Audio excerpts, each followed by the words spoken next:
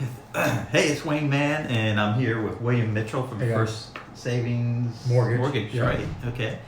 And you've been a lender for about 5 years Okay. on my own, but been in the business for 10 years as a assistant and a processor assistant. So tell us about First Savings.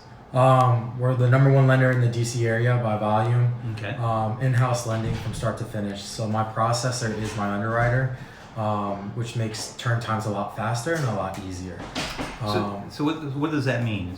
So you actually get the loan application, and then everything is what from that point? From that point, I review it to make sure there won't be any issues. Once you're under contract, the person I work with, or the person that pretty much says yes or no to your file, is right outside my office. So I'm not sending it away to another state or to somebody else I don't know. So like Bank of America or somebody else, they'll get the loan process, the loan application, and then they send it out to like Ohio or North Carolina, and then it goes somewhere else. So the whole process is out of their hands, whereas here at First Savings, everything is in the same building?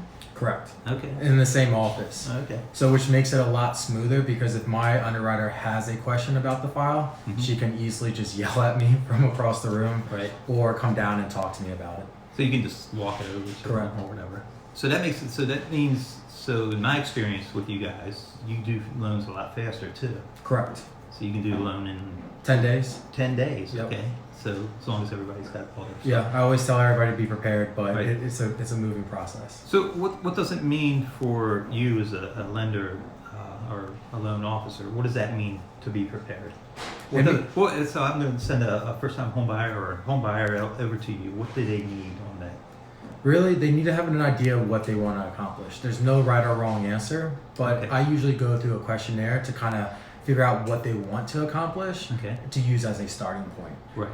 And then from there, it's really completing the online application, providing the supporting documents, which are two most recent pay stubs, W-2s for the last 2 years, and then bank statements. And then from Pretty there, standard stuff. yeah, pretty standard stuff. Yeah. The biggest thing is once I have that, I'm able to figure out exactly what financial options are available to you, because I've already looked at your file from start to finish. So you're going to customize.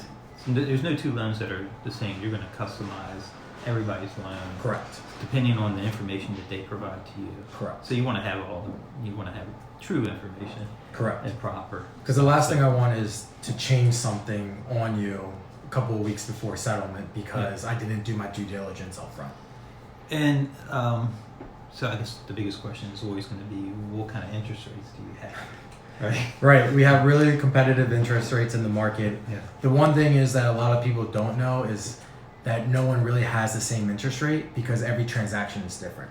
Yeah, and every day is different. Correct. So, so the biggest thing that I don't think a lot of people understand is that if you call a lender on Monday and he gives you a rate, and then you shop and you call another lender on Thursday, well, there could have been a huge difference in the financial world that can make Correct.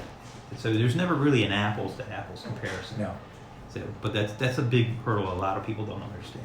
And it's true. And I think the second biggest item that a lot of people don't understand is that rates are really dictated by your credit score, your down payment, the type of property. I think that's the biggest one. A condo versus a single family or a townhouse tends to have condos tend to have a slightly higher interest rate. Yeah. And how long you plan on locking in for, and those, What does that mean? How long I want to lock in for? So your rate, when you lock in a rate, your rate is only good for a certain amount of days. The standard is 30 days. 30 days. Okay. Outside of that, you can lock in for a longer period of time, which means that rate will not change up or down during that period of time.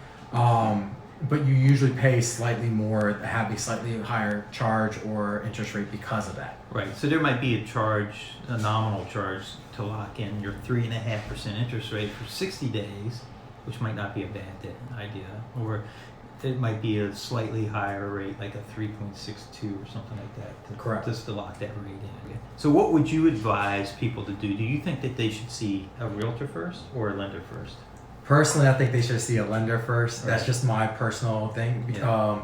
Because seeing a lender it's like you go out and you want to go shopping, but you don't know how much you can afford. Right. But I do think it is important to talk to a very qualified realtor like Wayne himself, because there's a lot of realtors out there today.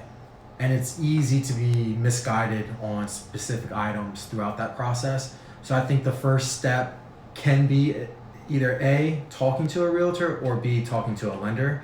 Right. But the realtor knows what the steps are to that process, and they will be able to guide you on who to talk to and provide you with multiple names. Yep. So we were talking about whether they should talk to a lender first or a realtor first, and you obviously think they should talk to a lender first. And I have a tendency to agree that during the process of when you're going to buy a house, that it's always best to know how much money you can afford and be pre-approved, or at least have a sense of an idea of what you're going to be paying. Because a lot of people don't think about, it's not just the mortgage, but it's also whatever the condo fees or the utility bills, but it works. Can you explain that? Yeah, so I think when I talk to a lot of home buyers, they see it as a debt, which it is. It's a liability. But the one thing that a lot of people forget about, it's a savings vehicle. Mm-hmm. And the whole point of owning a property is that A, you want the property to appreciate. But the other thing is that even if the property doesn't appreciate over a 5 to 6, 7 year period, you've gained equity in that property, which you can either A, use to buy your next property that might be slightly higher, or bigger, or use that equity to invest it somewhere else. And talk about the tax savings. The tax savings is pretty big. So when you rent, you don't get any write-offs. But today you're able to now, and even back in the day, the whole point of ownership is that you're able to write off that interest that you pay each and every month, right, to lower your tax liability. So if you're thinking about buying your first home or any home or refinancing, then you want to give Will a call here. Appreciate it. Yep, so, no, that's true. So Will, what's your contact? You can reach me on phone. I'm available nights and weekends at 240-593-9200, or you can email me at wmitchell@firstsavings.com. Yeah, and I'll have all your information posted right here. Okay.